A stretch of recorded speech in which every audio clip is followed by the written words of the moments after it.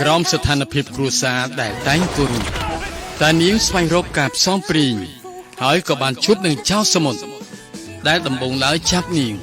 តែក្រោយមកក៏លងស្នេហ៍នាងទៅវិញ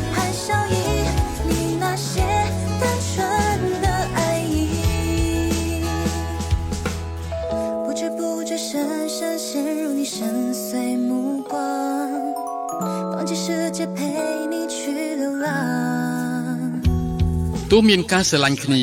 នឹងគ្រងរៀបការក៏ដោយតែអធិរាជបានរាជទានមង្គលការឲ្យទៅអ្នកផ្សេងដើម្បីឲ្យនគរបានសន្តិភាពអ្នកទាំងពីរបានជ្រើសរើសវាសនារបស់ខ្លួនទប់ទល់នឹងរាជក្រឹត្យរបស់អធិរាជក៏បានស្វែងរកល្បិចនយោបាយមហិច្ឆតារបស់ខ្លួននិងប្រឈមមុខជាមួយនឹងអធិរាជដើម្បីនគរបានសន្តិភាពទទួលសិទ្ធិផ្ដាច់មុខដោយក្រុមហ៊ុន PPCTV រឿងសម្បត្តិស្នេហ៍